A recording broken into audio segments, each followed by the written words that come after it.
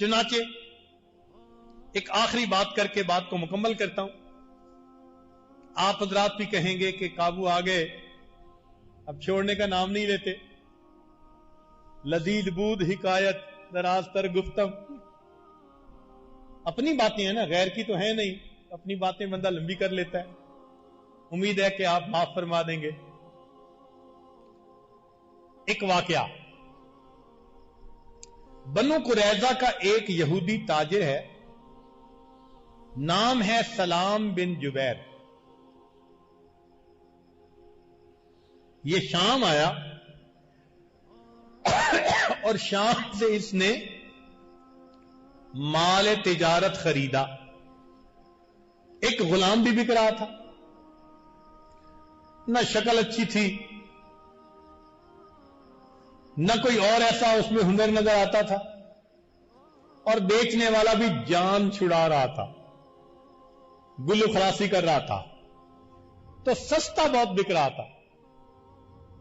تو وہ کہتے ہیں کہ سستا ہونے کی وجہ سے میں نے کہا چلو یہ بھی خرید لیتے ہیں، کوئی تو لے لے گا، کسی کو غلام کی نوکر کی گھر میں ضرورت ہوگی. اس کا نام تھا سالم، لڑکے کا نام تھا سالم، اور خریدنے والا سلام بن جبیر قریظوی، بنو قریظہ کا بندہ تھا، یہودی تھا. اب وہ لے کے مدینے آیا، اس کا مال تجارت تو ہاتھوں ہاتھ بک گیا. اب وہ چاہتا ہے کہ میں کام سمیٹوں، قبیلے میں جاؤں، لیکن غلام کوئی نہیں خریدتا.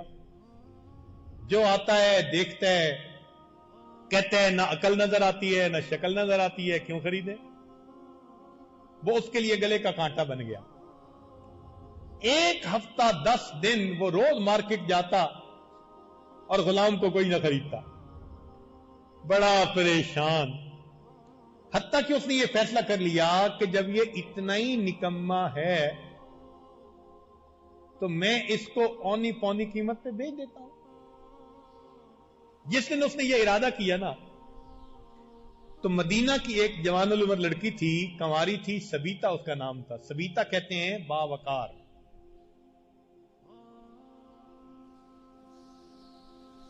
وہ گزر رہی تھی اور اس نے کئی مرتبہ اس غلام کو اسی طرح بازار میں دھوپ میں کھڑے دیکھا تھا. وہ جوان بچی تھی، عورت ذات تھی، دل نرم تھا، رحم آ گیا. اس نے پوچھا سلام سے کہ اس لڑکے کو تم بیچنا چاہتے ہو؟ اس نے کہا ہاں، میں بیچنا نہیں چاہتا، میں جان چھڑانا چاہتا ہوں. کیا لوگے؟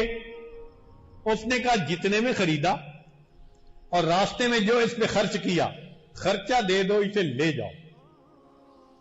لو جی، اس نے تھوڑی سی قیمت مانگی، سبیتا نے دے دیا اور اس لڑکے کو لے کر آ گئی. خریدتے وقت اس نے پوچھا تھا کہ یہ لڑکا ملا کہاں؟ اس نے کہا یوں تھا اور ایک ماں باپ کا بیٹا تھا اور جدا ہو گیا اور میں لے آیا. تو نرم دل لڑکی تھی، وہ سوچتی رہی کہ کتنے بچے ایسے ہوں گے جو اپنی ماں سے جدا کر دیے جاتے ہیں، یہ بھی تو کسی ماں کا بیٹا ہوگا، پتہ نہیں اس کی ماں اس کے لیے کتنا ترستی ہوگی، روتی ہوگی. اور سارا دن میں دیکھتی ہوں یہ دھوپ میں کھڑا ہوتا ہے بیچارہ، پسینہ آ رہا ہوتا ہے، پینے کو پانی نہیں، کھانے کو کوئی چیز نہیں، اس طرح اس نے اس کو رکھا ہوا ہے. تو اس نے کہا اچھا، میں گھر آتی ہوں اور میں اسی کو اپنا بیٹا بنا لوں گی اور میں شادی نہیں کروں گی. ایسا نہ ہو کہ میری اولاد کے ساتھ بھی کل یہی معاملہ پیش آ جائے. سبیتا نے اس بچے کو اپنے گھر میں جیسے بیٹے کو پالتے ہیں اس طرح پالنا شروع کیا. چنانچہ بچے کو اچھی غذا ملی، محبت ملی، تو وہ تو بھوکا تھا محبت کا. اب اس کے اندر کانفیڈنس آتا گیا، اس کی گروتھ ہونی شروع ہو گئی، باڈی بھی اچھی ہوتی گئی، اس کی صلاحیتیں بھی کھلتی گئی. وہ ڈپریشن میں سے نکل آیا، ترو تازہ چہرہ ہو گیا. اتنے میں مکہ مکرمہ کا ایک قبیلہ، وہ بھی شام گیا ہوا تھا تجارت کے لیے، اس میں ابو حذیفہ ایک صاحب تھے جو تاجر تھے مکہ کے، وہ بھی گئے ہوئے تھے. انہوں نے راستے میں مدینے میں پڑاؤ ڈالا.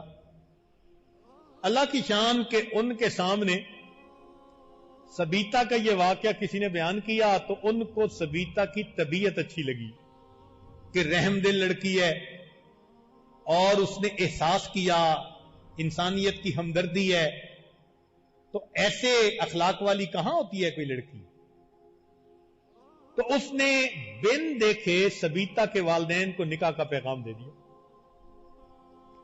سبیتا کے والدین نے سوچا لو قریش میں سے تاجر ہے آ کے پیغام دے رہا ہے. انہوں نے اس پیغام کو قبول کر لیا. اب سبیتا کا نکاح ہو گیا. نکاح کے بعد ابو حذیفہ کچھ دن مدینہ میں رہے تو وہی ان کا غلام جو ان کی بیوی کے پاس تھا. پھر ابو حذیفہ مکہ مکرمہ چلے گئے تو سبیتا بھی مکہ مکرمہ چلی اور یہ غلام بھی جہیز میں ان کے ساتھ آگے گیا. مکہ مکرمہ جا کر جب انہوں نے اپنا سامان بیچ لیا تو وہ دوست تھے حضرت عثمان غنی رضی اللہ عنہ. وہ بھی تاجر تھے، وہ بھی تاجر تھے، بزنس مین، ایک دوسرے کے دوست تھے. انہوں نے یہ محسوس کیا کہ میرے یہ جو تاجر دوست ہیں نا یہ مجھ سے ملتے نہیں، کنی کترا جاتے ہیں. دوستی کا ایک تعلق ہوتا ہے. ابو حذیفہ نے سوچ لیا کہ عثمان اگر مجھے نہیں ملے گا نا تو میں اس کے گھر اس کو جا کے مناؤں گا، پوچھوں گا ناراض کیوں ہو. لو جی وہ عثمان غنی لانو کے گھر آ گئے. عثمان غنی لانو سے انہوں نے کہا کہ میں آپ میں کچھ ناراضگی کے اظہار دیکھ رہا ہوں، بدلے بدلے میرے سرکار نظر آتے ہیں. ان کا بھئی ہاں اس لیے کہ میرا اور تیرا راستہ مختلف ہے، میں کیا دوستی بڑھاؤں تیرے ساتھ. اس نے کہا کیا مطلب؟ انہوں نے کہا دیکھ تو لات اور منات کی پوجا کرنے والا، میں ایک خدا کی پوجا کرنے والا. یہ سن کے تو ابو حذیفہ کانپ گیا. ہیں بتوں کے خلاف بات کر رہے ہو؟ اس نے کہا ہاں نبی صلی اللہ علیہ وسلم مبعوث ہوئے ہیں اور میں نے اپنے اس آقا کے پیغام پر لبیک کہی ہے اور میں اب مسلمان ہو چکا ہوں، لہذا میرا اور تیرا گزارا نہیں ہو سکتا. اب حذیفہ کو محسوس ہوا کہ میرا جگری یار مجھ سے جدا ہو گیا. تو انہوں نے یہ الفاظ کہہ دیے اچھا یار اگر وہ ایسے ہیں کہ انہوں نے تیری زندگی کو بدل دیا تو مجھے بھی ملا. عثمان غنی لانو نے کہا بہت اچھا. چنانچہ عثمان غنی لانو کی دعوت پر سالم بن جبیر ابو حذیفہ نبی علیہ الصلوۃ والسلام کی خدمت میں آئے. نبی علیہ السلام نے اللہ کا قرآن پڑھا اور قرآن نے دل کی دنیا کو بدل کے رکھ دیا. ابو حذیفہ مسلمان ہو گئے. گھر گئے. سبیتا نے دیکھ کر کہا کہ میں جو سکون آج آپ کے چہرے پہ دیکھ رہی ہوں یہ پہلے کبھی نہیں دیکھا.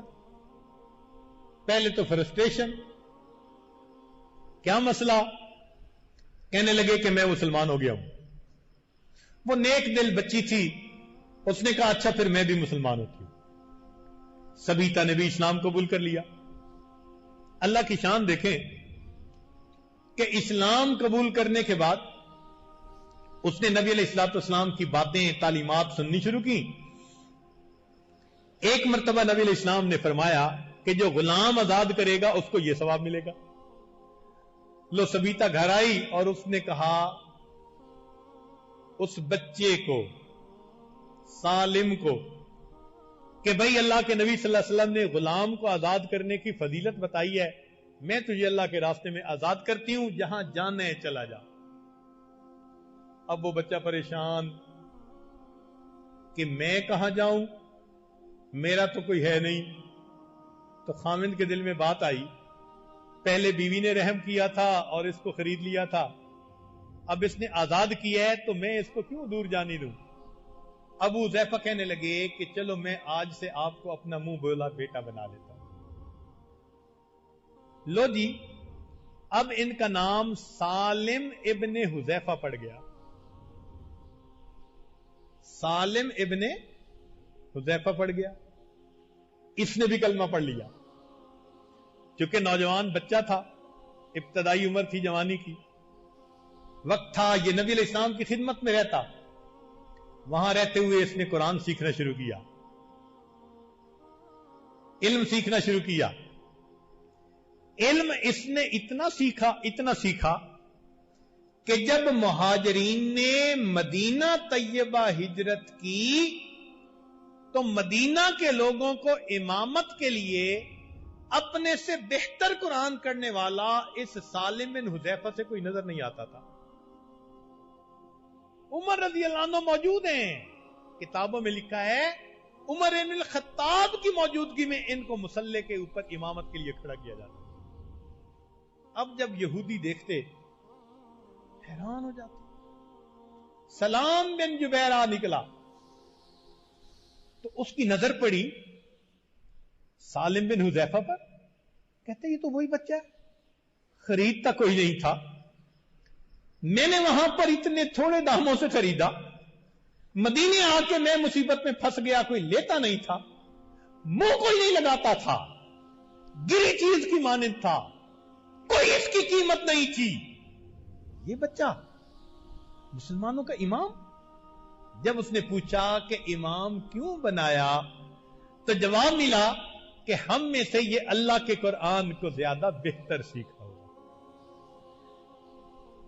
علم انسان کو غلامی کی گڑھے سے نکال کر بالآخر امامت کے مصلی پہ کھڑا کر دیا کرتا ہے. ہم اگر آج زندگی کے اندر پریشان آ لیں, پریشانیوں کے گڑھے میں دھسے ہوئے ہیں, دلدل میں دھسے ہوئے ہیں, عبادت کے راستے سے علم حاصل کریں, پھر دیکھیں اللہ رب العزت ہمیں کیسے عزتوں کے تاج پہناتے ہیں. اللہ تعالی ہمیں علم نافع عطا فرما دے, ہمارے پچھلے گناہوں کو اللہ معاف فرما کر پوری زندگی اس علم پر عمل کرنے کی اور اسی کو پورے عالم میں پھیلانے کی توفیق عطا فرمائے. وآخر دعوانا ان الحمد للہ رب العالمین.